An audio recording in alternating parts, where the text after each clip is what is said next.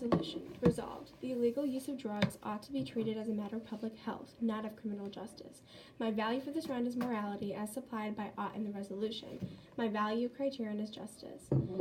Contention 1. Prisons lack proper treatment for inmates. According to a 2007 study published in the New England Journal of Medicine, former inmates' risk of fatal drug overdose is 129 times as high as it is for the general population during the 2 weeks after release. Other studies have backed this up, putting the increased risk of overdose deaths in the tens of times or above 100 times. State prison policies are killing people with opioid addiction. Imagine opioid treatment before he's incarcerated. Once he's locked up, he's forced off the drugs cold turkey. He manages to stay drug-free, and once he's released, he's back in the environment where he used drugs and perhaps is not sure how to reintegrate into society, creating stress. But what he does know is how to get into contact with his old drug dealers. But since he hasn't used opioids during all his time in prison, his tolerance is much lower. So when he tries the same dose as he did in the past, even when he's careful, he's more likely to overdose and die. An alternative to what prisons consider treatment, cutting off drugs cold turkey, Rhode Island created a program that seems to work as expected, cutting overdose deaths among released inmates by more than half. Rhode Island allows 3 types of opioid treatments. According to a research letter done in the JAMA Psychiatry, in the first 6 months of 2016, 26 people who were released from prison died of drug overdose. In the first 6 months of 2017, 9 individuals died. This was a major drop in mortality of more than 60%, far higher than the overall state drop in overdose deaths during the same period of time of about 12%. Most state prisons don't fully offer medications for opioid addiction. According to Vox Research, only 46 states that sufficiently responded to the research request. Rhode Island was the only state that reported full access to all 3 forms of opioid addiction medications.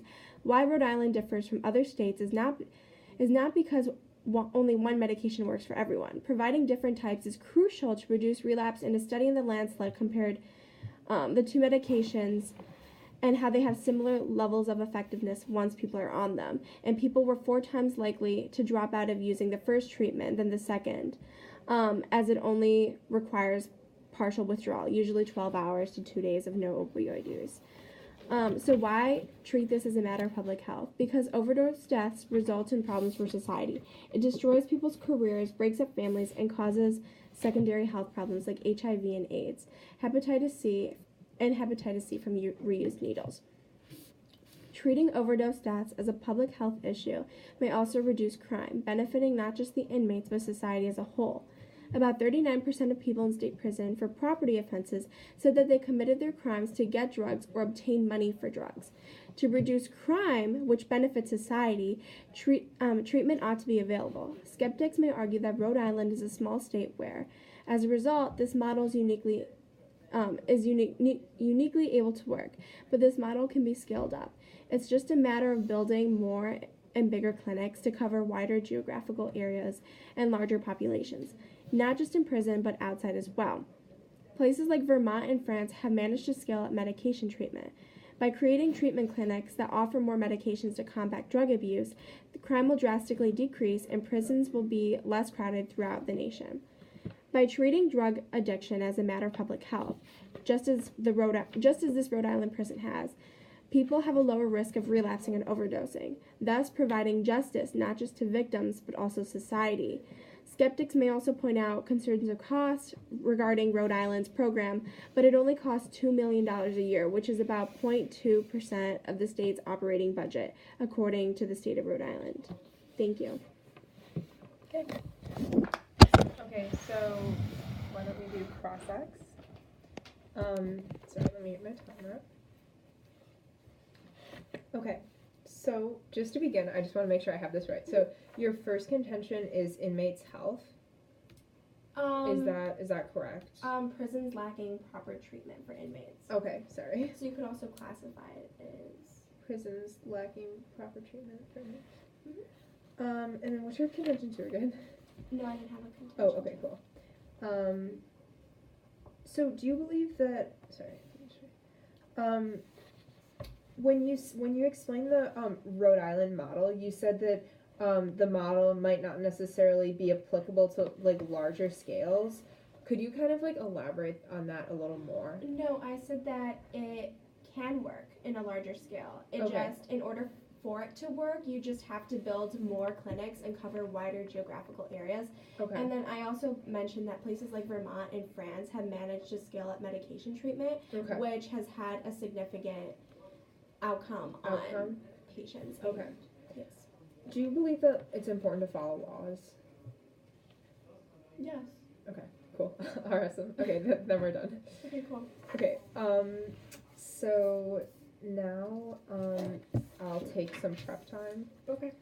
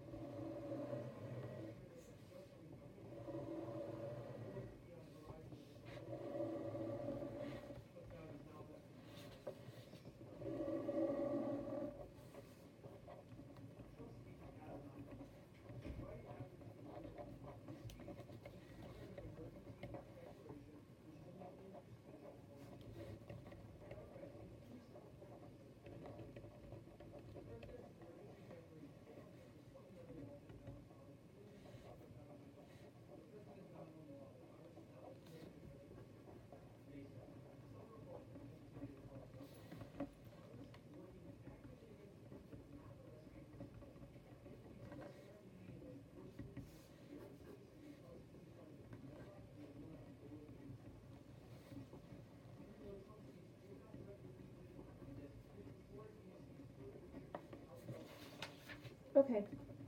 So, just for an off-time roadmap, I'm going to start by reading my case and then moving on to, attack my opponent's case. Is everyone ready? Mm-hmm. Yeah. Okay, let's start. I negate the resolution resolved. The illegal use of drugs ought to be treated as a matter of public health, not of criminal justice. For sake of clarification in this round, I would like to provide the following definitions. According to Merriam-Webster, drugs are, quote, something of an illegal substance that causes addiction, or is marked by a change in consciousness. Public health is the art and science dealing with the protection and improvement of community health by organized community effort and including preventative medicine and sanitary and social science. Finally, according to Wikipedia, social justice is the delivery of justice to those who have committed crimes. My value for this round is morality, as supplied by the use of ought in the resolution, which implies a moral obligation. Morality is defined as what is right or just. Thus, my value criterion is maximizing utilitarianism, which is creating the greatest good for the greatest number of people, because it is only moral to protect the most number of people possible. Contention 1. Hobbes' social contract theory. Laws preventing the use of illegal drugs must be enforced through the criminal justice system because laws are the backbone of society. According to Thomas Hobbes, quote, here is confirmed the right that sovereigns have to all adjudication, in which is contained as absolute power. It belonged therefore, to the sovereign to be judged, and to prescribe the rules of discerning good and evil, which rules are law.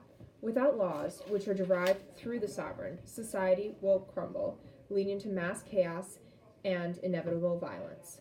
According to Garthur Williams, a professor at Lancaster University in the United Kingdom, Hobbes thinks the best we can hope for is a peaceful life under a sovereign. The worst on Hobbes' account is what he calls the natural condition of mankind, a state of violence, insecurity, and constant threat. The alternative to government is a situation no one could reasonably wish for. Now, moving on to my opponent's case. So, to begin, we agree on the value criterion level of morality and maximizing utilitarianism. However, as I progress through my speech, I'm going to reveal how my case is better able to uphold these values than my opponent's. So, in terms of her first contention, which is the prisons lacking proper treatment, she discusses inmates' health and increased risk of overdosing as a result of drug abuse or the use of illegal drugs being handled as a criminal justice system. However, she fails to recognize the importance of following laws and maintaining laws. So these laws are put in place, laws that prevent the use of illegal drugs are put in place in order to protect our people and protect our society as a whole. If we disregard such laws, then where will we stop? We may start disregarding all laws, and this will eventually lead to mass chaos, as I've explained in my case. So while we need to weigh my contention and those impacts above the impacts that she discusses in her case, because ultimately laws are needed in order for society to function properly. So in addition, she talks about how inmates have a more difficult time getting jobs if they're continually like imprisoned, the cycle of being imprisoned after relapsing.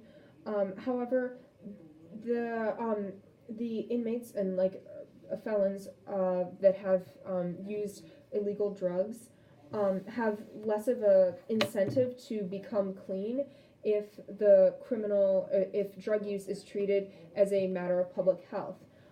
Treating it as a matter of criminal justice will create a greater incentive for individuals not to use illegal drugs because there's a clear punishment, which would be prison.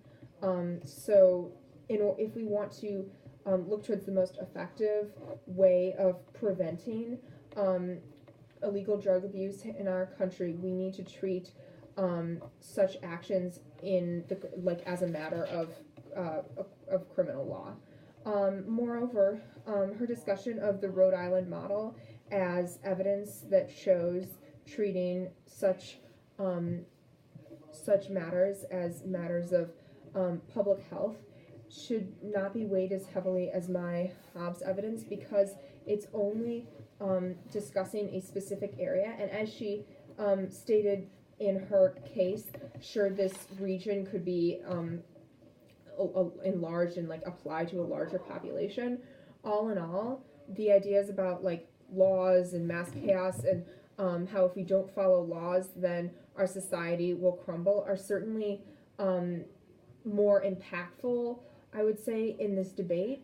So we should look to those over a model that may not potentially be able to work on a larger scale. And also, just to sort of sum up the case, as I talked about before, with the framework issue. So, in terms of morality, it is more moral to ensure that all citizens are protected by maintaining laws that prevent our society from essentially going back to the natural condition of mankind, in which violence can occur, and we have this mass chaos that I've discussed before. So that is certainly it's more moral to maintain society than to ensure that like relapsing doesn't occur if we just look at purely from like an impact weighted debate stance. Same with like maximizing utilitarianism. I'm able to better tap into that because I'm talking on the scale of like all of the United States, whereas my opponent is merely discussing like smaller regions like Rhode Island or the small or the percentage of individuals that are incarcerated for using illegal drugs. So that is why you should vote Meg in this round. Thank you. So set the timer for 2 minutes. I think it's only, is it 1 minute per process? I think it's Maybe it's 2.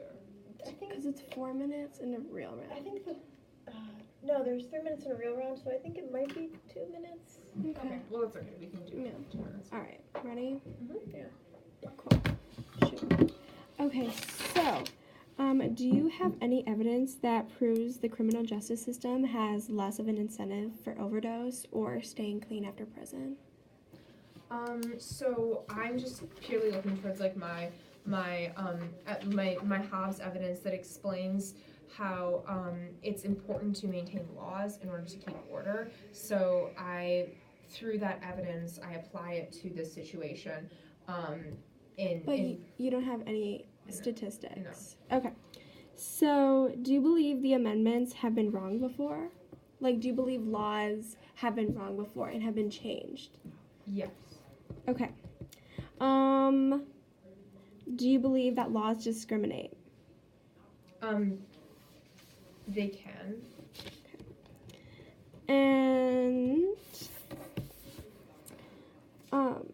So do you believe it's moral to cut someone off cold turkey because of their drugs, like because of a drug addiction, and they go to prison for it and suffer withdrawal and etc. Or when they get out of prison, they face the possibility of overdosing? Well, I think the outcome of having no laws being followed is certainly like worse than like overdose issues, because then like society will like crumble like as a whole. If that Okay. makes sense. But like certainly it's like I acknowledge that that's an issue, but like the issues that I bring up in my case, where if we don't treat drug overdose, or don't treat like illegal drug uses as a matter of like criminal justice, then that's to say that like no laws can be are really like real or should be followed anymore, and then that'll eventually lead to like the natural condition of mankind, which is violence. So like ultimately the impacts of not having a, I guess, stronghold on our laws are worse than the impacts of having like the effects of relapsing. Okay, cool. Well, that's, all my time. Awesome. And I'm just going to jump right into To your second speech? my second speech. That's like 3 minutes. 4 minutes? Yes, 4 minutes. Yeah, 4. Okay, Go cool. 6, 4, 3. Thank you. All right, so addressing my opponent's case first. My opponent, we both agree on the same value, but not the same value criterion. Her value criterion is maximizing util versus mine of justice. Okay, so regarding her case, she talks about laws and how it's important to follow them, and if we don't follow them, society will crumble as a whole. However, she doesn't really address drug addiction and how there are lots of negative impacts against families who have drug addicted family members and whatnot, and how these laws, if there are any laws that pertain to helping them, because her values morality, and if you don't help people and there are people dying because of drug addictions, that's not very moral. So she doesn't really address it, other than just saying that essentially during cross-ex she conceded that laws outweigh a public health matter, whereas it's contradictory because her value is morality.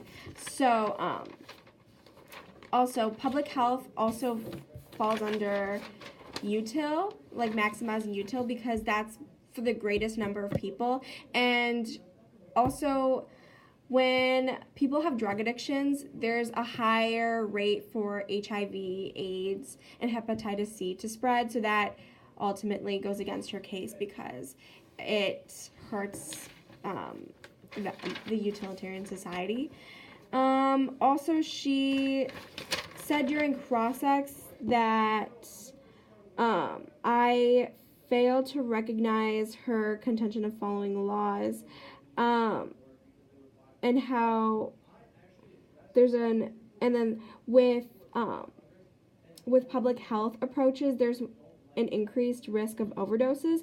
However, I'm talking about treatment in prison and how you can still follow the laws. So I do address it. You can still follow the laws, but treat it as a matter of public health because it helps maximize utilitarianism. So you can flow that through. I better uphold her framework. And then also she said that we have less of an incentive to, people who are addicted to drugs have less of an incentive to get clean if it's approached by a public health matter, not of criminal justice. However, my statistics prove otherwise. I stated in my first contention that inmates have a fatal risk of drug overdose 129 times as high as it is for the general population. And also I talk about how with this treatment, instead of 26 people dying from a certain prison regularly after treatment, in the first 6 months only 9 individuals died. So obviously you can see that in the same time period there's a 12% drop in deaths, which is pretty significant. So yeah, you can flow that through. Also, just going back to Cross-X, she stated that she believes that the amendments have been wrong and that laws can be wrong. And and also laws tend to discriminate, or laws and law enforcement tends to discriminate against people of color and whatnot, and how these people are often the ones thrown into jail. And so yeah, you can just flow that through. Right, that's time. Okay. So I guess I'll just take my remaining prep time and then get into my 6-minute speech. Oh my god, that's fine. No, that's I actually feel like a perfect. complete frat today.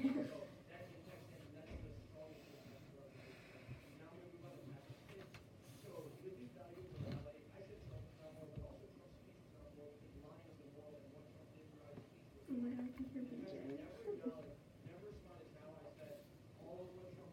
Okay. All right, so I'll just try and talk loud. Okay, is everyone ready? Yes. Okay. So I'm going to begin by addressing my case and then move on to my opponent's. So let's begin. Okay, so in terms of my value and value criterion, really the only attacks my opponent made on these was that I wasn't able to uphold them throughout my case, and I'm going to move into proving why I am in a minute. So for my first contention about Hobbes' social contract theory, I explain how if we don't treat drugs as an issue of criminal justice, then we won't be following any laws, and then this will lead to the fall of society as we know it. So my opponent argues that when I say laws outweigh like public health concerns, I'm contradicting, or I'm speaking contradictory to my framework. However, if we're talking about maximizing utilitarianism, which is creating the greatest good for the greatest number of people, certainly having a society that's devolved into violence and like extreme chaos and disorder is certainly not going to be the best for everyone. So my contention is in fact able to tap into my framework effectively there. So I should win off of that point. And then also my opponent brings up that I don't address like other issues such as impacts on the felons, like their families. Drug addictions can lead to more HIVs, etc.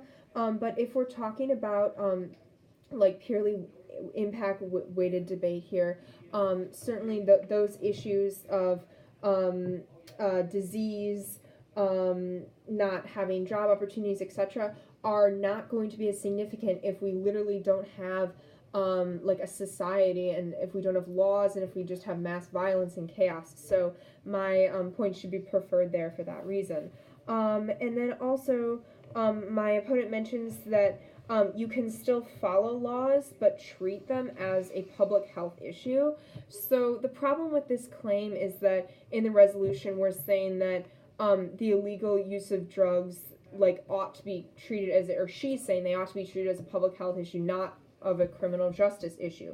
So that's saying that under the law should be more loose concerning like the illegal use of drugs, and that we shouldn't have like those firm laws that are going to imprison individuals for relapsing, etc.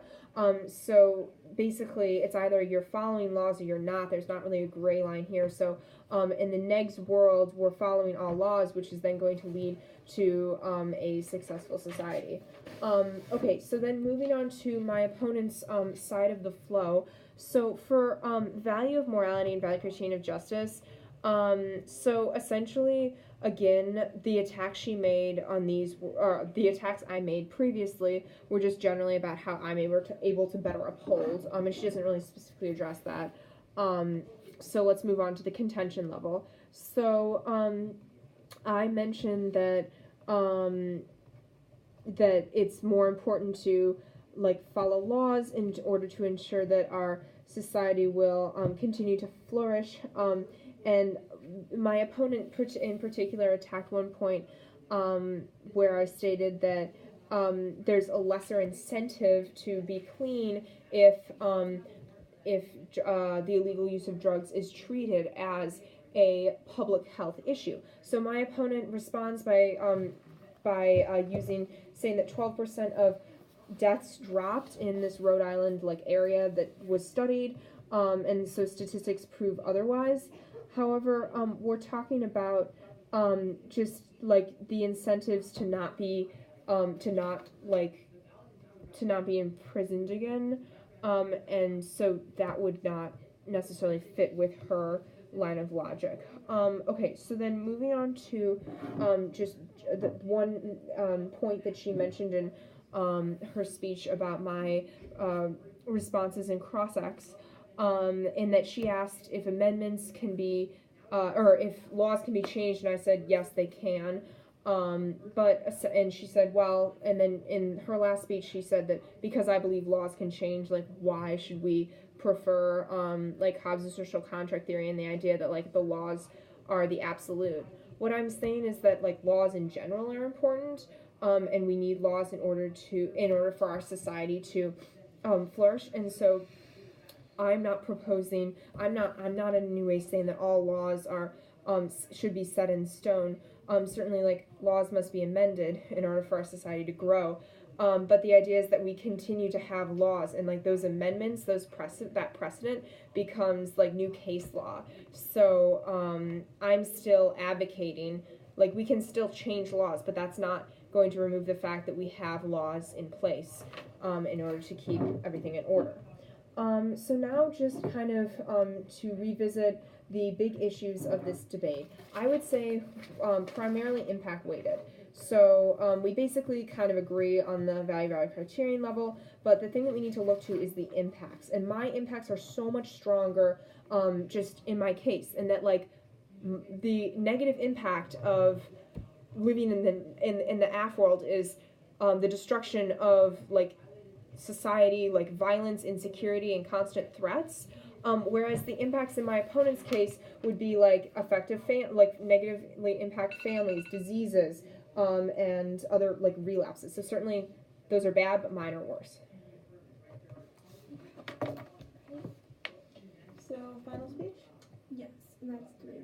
Yeah, so Yes. I don't think you're going to be able to use prep. I think you're going to talk about this Yeah, one. I'm just gonna jump into it really quick. Okay, so my opponent talks about how laws outweigh public health and society without laws equals violence. However, without the AF world, you can still get the same outcome, a destruction of society, but you can also get the spread of disease, broken families, and lots of overdoses. Also, she talks about in her case that she says that impacted weighted issues of disease and job loss are not as significant without laws. However, she did say that laws can be changed, and not all laws are set in stone, and in order to change and grow, the laws have to change with us. However, this also kind of contradicts what she says, because without firm laws, society will still crumble. So you do need firm laws, but with my case, I do talk about how I am taking the criminal justice approach, but prisons and the criminal justice system taking a matter of public health into consideration, including 3 different treatments, which, I showed throughout my case, have a significant increase in careers and decrease in deaths. And just because we have literally 30 seconds left, that's why you should vote AF.